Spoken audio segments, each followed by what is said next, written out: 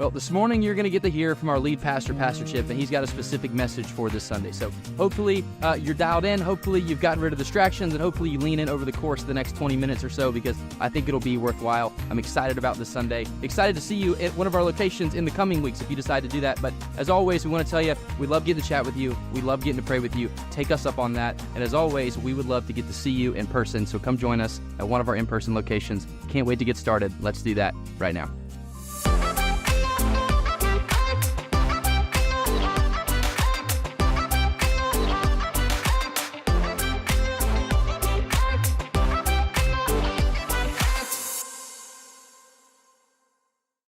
So next week, we're beginning a brand new series that I'm excited about. And last week, we ended a series that I thought was fantastic.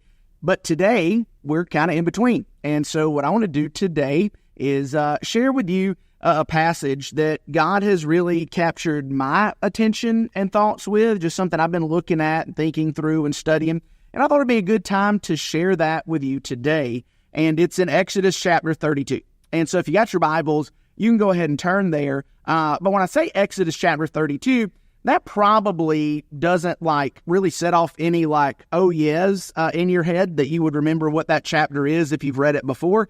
But really, Exodus 32 is a fascinating and in a lot of ways defining moment inside of the Old Testament narrative. Exodus chapter 32 is the moment that Israel first creates an idol to worship.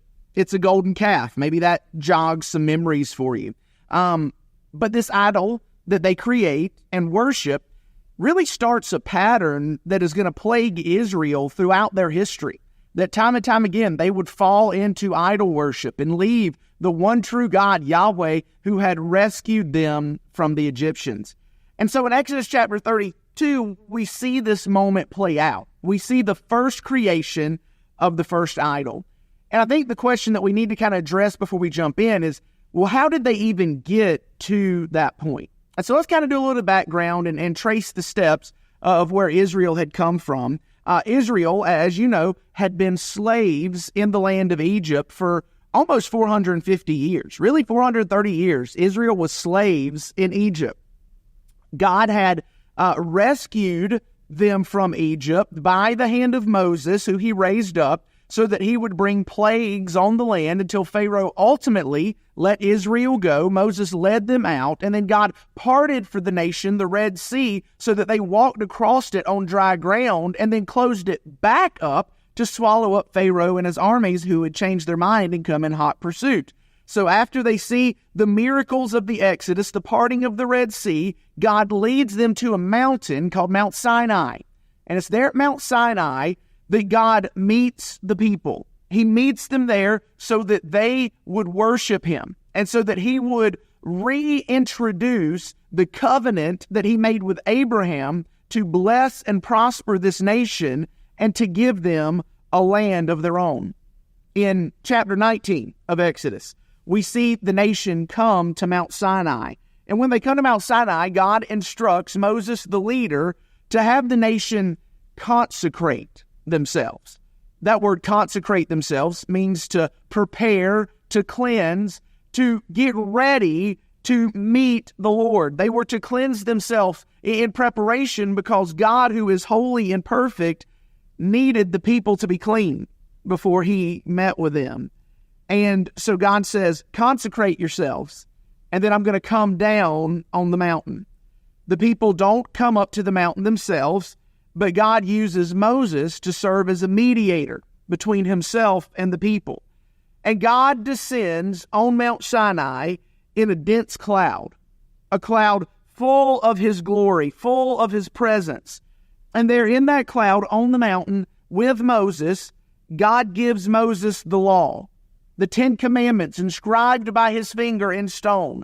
He gives them instruction for building the tabernacle, which was to be his temporary dwelling among the people as they continued their journey on into the promised land. But when Moses comes down from the mountain after being on it for 40 days, meeting with the Lord and hearing from the Lord, when he comes back down and comes to the camp, what he finds is a frenzy has taken place. Let's jump in and read in Exodus chapter 32, starting in verse 1. It says that when the people saw that Moses delayed in coming down from the mountain, they gathered around Aaron, Moses' brother, and said to him, "Come, make gods for us who will go before us, because this Moses, the man who brought us from the land of Egypt, we don't know what's happened to him." And Aaron replied to them, "Take off your gold rings that are on the ears of your wives, your sons, and your daughters, and bring them to me." And so all the people took off the gold rings that were on their ears and brought them to Aaron. And he took the gold from them and fashioned with it an engraving tool and made it into the image of a calf. And then said, "Israel, these are your gods who brought you up from the land of Egypt." And when Aaron saw this, he built an altar in front of it and made an announcement. "There will be a festival to the Lord tomorrow." And early the next morning they arose, offered burnt offerings, and presented fellowship offerings. And the people sat down to eat and drink and got up to party. And the Lord spoke to Moses, "Go down at once, for the people that you brought up from the land of Egypt have acted corruptly. They have quickly turned from the way I commanded them. They have made for themselves an image of a calf, and they have bowed down to it, sacrificed to it, and said, 'Israel, these are your gods who brought you up from the land of Egypt.'" So it's crazy, right? They begin to freak out because Moses has been gone so long. They get Aaron to make them a god they can worship. So he takes the gold from the women, the sons, the daughters, and he makes this golden calf and says, "This is your God." And they began to worship this golden calf. God says, "Moses, you got to go down. It's getting bad." And so we pick up reading in verse 15. It says, "Then Moses turned and went down the mountain with the 2 tablets of the testimony, the 10 commandments, in his hands. And they were inscribed on both sides, inscribed front and back. The tablets were the work of God, and the writing was God's writing engraved on the tablets. And when Joshua, who was with Moses, heard the sounds of the people as they shouted, he said to Moses, 'There's a sound of war in the camp.' But Moses replied, 'It's not the sound of a victory cry, and it's not the sound of a cry of defeat. I hear the sound of singing.' And as he approached the camp and saw the calf and the dancing, Moses became enraged and threw the tablets out of his hands, smashing them at the base of the mountain. And he took the calf that they had made, burned it, and ground it into powder. He scattered the powder over the surface of the water and forced the Israelites to drink it. And then Moses asked Aaron, 'What did these people do to you that you've led them into such a grave sin?' 'Don't be enraged, my lord,' Aaron replied. 'You yourself know that the people are intent on evil. They said to me, "Make gods for us who will go before us, because this Moses, the man who brought us up from the land of Egypt, we don't know what happened to him." And so I said, "Whoever has gold, take it off." And they gave it to me. And when I threw it in this fire, out came this calf." Like I said, this is a wild scene, right? And it doesn't get any less wild after what we just read. Because after this, if you keep reading, Moses actually makes a makeshift army and leads them throughout the camp to slaughter by the sword all of those who refused to turn back to the Lord. This led to the death of around 3,000 people. And even after that, the Lord himself sends a painful disease on the people as judgment for their sin and judgment for their idolatry. Like I said, this is an absolutely wild scene. The people make an altar or an idol, build an altar, and worship it. And what is that idol? It's a cow, a golden cow. So here's my question. Why a cow? Now, that's not a silly question. It's not meant to be funny. It's actually an important question with a significant answer. But to understand it, we have to go back and look at Israel's arrival in the land of Egypt. You see, Joseph was the first in Egypt, and God sent him to prepare a safe place for the nation. And when Joseph's brothers bring their father to him in Egypt, and the family settles there in the land, they settle in a specific part of the land, a land called Goshen. Now, Goshen was the grazing land, the pasture land, the farmland of Egypt. And it was there in Goshen that the people of Israel would become literally the cowboys of Egypt. Just look at this in Genesis 47, verse 5 and 6. It says, Then Pharaoh said to Joseph, now that your father and brothers have come to you, the land of Egypt is open before you. Settle your father and brothers in the best part of the land. They can live in the land of Goshen, and if you know any capable men among them, put them in charge of my livestock. Now, it's important to know that in Hebrew, the word here for livestock is specific to cattle. And this differentiates from the word that is used to talk about the sheep that Israel had already been shepherding. So now they are in charge of the sheep and they're in charge of the cattle. And to complete this picture of the golden calf, we need to look at how Israel left Egypt. You see, when Israel left Egypt during the Exodus, they left in a hurry, but not in so big of a hurry that they were unable to see the Lord fulfill one of his most unlikely promises to them, the promise that they would plunder the Egyptians when he was going to rescue them. Just look at this in Exodus chapter 3, starting in verse 19. It says, this is God speaking, however, I know that the king of Egypt will not allow you to go, even under force from a strong hand. But when I stretch out my hand and strike Egypt with all my miracles that I'll perform in it, after that he will let you go. And I will give these people such favor with the Egyptians that when you go, you won't go empty-handed. Each woman will ask her neighbor and any woman staying in her house for silver and gold jewelry and clothing, and you will put them on your sons and your daughters. And so you will plunder the Egyptians. And then in Exodus chapter 12, we see that happen.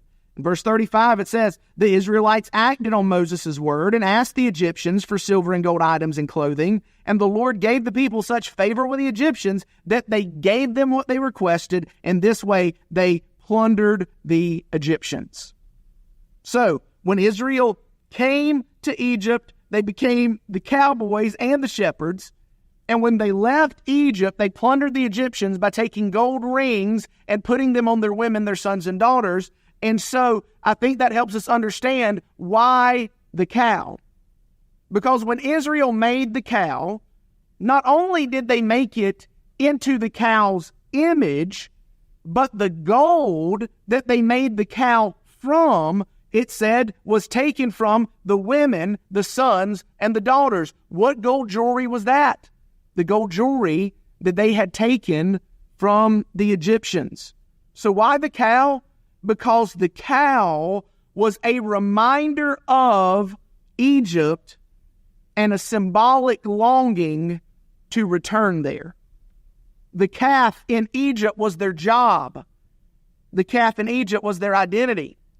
The gold for the calf came from what they had taken from the Egyptians, and it reminded them of the wealth and prosperity there in the land. So why the cow? Because Israel was longing to go back to Egypt. And this wasn't the only time that the people revealed their longing to go back to Egypt. It happened before. It happened on the journey after the Red Sea when they got hungry. Just a couple of weeks, couple of days after they parted the Red Sea. In Exodus 16, verse 1, it says, the Israelite community departed from Elim and came to the wilderness of Sin, which is between Elim and Sinai. And on the 15th day of the second month after they had left the land of Egypt, the entire Israelite community grumbled against Moses and Aaron in the wilderness, and the Israelites said to them, if only we had died by the Lord's hand in the land of Egypt, when we sat by pots of meat and ate all the bread we wanted. Instead, you brought us out into this wilderness to make the whole assembly die of hunger. What are they saying? We want to go back. And then, much longer than that, they revealed it again when they got thirsty. Very next chapter, Exodus 17, verse 1. The entire Israelite community left the wilderness of Sin, moving from one place to the next according to the Lord's command. And they camped at Rephidim, but there was no water for the people to drink. So the people complained to Moses, give us water to drink. Why are you complaining to me? Moses replied to them. Why are you testing the Lord? But the people thirsted there for water and grumbled against Moses. They said, why did you ever bring us up from Egypt to kill us and our children and our, here's the word, livestock with thirst? See, in making and worshiping the golden calf, Israel revealed their longing to go back to Egypt. But does that really make sense to us? Why would they want to go back to where they had been slaves? Why would anybody want to go back to where they had been slaves? Well, because it offered them comfort and prosperity and pleasure. When they were in Egypt, they had good food. They had plenty of food. The largest or the longest body of water in the world, the Nile River, was the lifeblood of Egypt. Yearly floods would enrich the soil there, and it made it possible to grow all kinds of vegetables: leeks, onions, garlic, cucumbers, lettuce, cabbage, radishes. There were fruits like grapes and figs and pomegranates and melons. Fish and fresh produce were available at every meal. Grains were used to make breads and cakes and pastries that they flavored with olive oil and nuts and honey. Matter of fact, if you were to look at the archaeology of the stonework of Egyptian tombs, you would see pictures of kitchens and bakeries and gardens and fisheries, because in Egypt, food was a part of the culture. But also, it wasn't just food they had in Egypt. There were other more fleshly pleasures for the people back in Egypt. The book, called The Private Life in New Kingdom Egypt, explains that from archaeological and iconographic date, it appeared that sexuality pervaded so many aspects of Egyptian social and ritual life that it was truly an embedded concept free of all moralistic connotations. What does that mean? Sex in any form in ancient Egypt was considered acceptable and was woven into even pretty much all of their religious rituals. So yes, Egypt offered slavery, but it also offered an abundance of food and a celebration of unrestrained sexuality, celebration of physical beauty, moral degradation, wealth, and unimaginable pleasures when you were sitting in a desert. See, the irony of this is that the Israelites had Yahweh with them day and night, leading them, guiding them every step of their journey. They saw the presence of His glory descend on the mountain before them, yet they didn't see Him for the good rescuer that He truly was and is.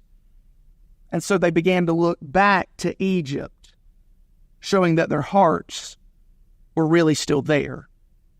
We could say it like this: they had gotten out of Egypt, but Egypt hadn't gotten out of them. Now here's the kicker. Why am I talking about this with you today? Because every bit of that happened for us, for our good. Now you say, Chip, how can that be? Well, Paul himself is the one who teaches this. The Apostle Paul writes in 1 Corinthians chapter 10, starting in verse 6, he said, "Now these things took place," talking about the events in Egypt and the Exodus. "Now these things took place as examples for us." Why? So that we will not desire evil things like they did. Don't become idolaters as some of them were. As it was written, the people sat down to eat and drink and got up to party. Let us not commit sexual immorality as some of them did. And in a single day, 23,000 people died. Let us not test Christ as some of them did and were destroyed by snakes. And don't grumble as some of them did and were killed by the destroyer. He again says, these things happened to them as examples. They were written for our instruction, on whom the end of the ages has come. And then here's the so what, Paul says. So whoever thinks he stands must be careful not to fall. No temptation has come upon you except what is common to humanity. But God is faithful. He will not allow you to be tempted beyond what you are able, and with the temptation, He will also provide the way out so that you may be able to bear it. Paul is writing this because he said all that the Israelites went through in Egypt and the Exodus was so that we wouldn't fall into the same traps, so that we wouldn't fall into the same temptations. The nation of Israel's journey from Egypt to the Promised Land provides a physical analogy that illustrates our spiritual journey from redemption to completion in this life. Let me say that one more time. Israel's journey from Egypt to the Promised Land is a physical analogy that illustrates our spiritual journey from redemption to completion here in this life. And here's the so what. Here's why this matters to you now. The fact that physical Israel longed to return to physical Egypt means that you and I, spiritual Israel, are in danger of yearning and longing to return to spiritual Egypt. Even though we have been set free by Jesus, there is still deep in our hearts the longing to return to sin and its slavery. But see, like Israel, it's not the slavery part we remember. We remember the pleasure, not the pain. We remember the comfort, not what it cost us. We remember the familiar, not the brokenness and the emptiness that came with it. So we long to go back to our sin. We long to go back to Egypt. Well, what makes us long to go back to Egypt? It's simple, really. Sin is easy. Holiness is hard. Holiness is what God was calling the people to walk in relationship with Him. They had to consecrate themselves. He was giving them laws to teach them how to live in a way that was pleasing to Him. He was teaching them how to be holy, and it was difficult. Sin is easy. Holiness is hard. Sin offers us what we want in the here and now, but holiness promises us what we need, but we just can't yet experience in its fullness. Sin is easy because it only requires that we give in to temptation. Holiness is hard because it requires that we struggle and fight against it. There's a song I would recommend that you listen to. It's not a very new song. It's a song by artist Sarah Groves, and it's called Painting Pictures of Egypt. Let me read to you some of this song. She says, I don't want to leave here, but I don't want to stay. It feels like pinching to me either way. And the places I long for the most are the places where I've been. And they're calling out to me like a long-lost friend. And it's not about losing faith. It's not about losing trust. It's all about comfortable when you move so much. And the place I wasn't perfect, but I had found a way to live, and it wasn't milk or honey, but neither is this. Leaving out what it lacks, and the future feels so hard. I want to go back, but the places they used to fit me can't hold the things I've learned. Those roads were closed off to me while my back was turned. The past is so tangible, I know it by heart. Familiar things are never easy to discard. I was dying for some freedom, but now I hesitate to go. I'm caught between the promise and the things that I know. Man, that so perfectly describes the tension, I think, in all of our hearts.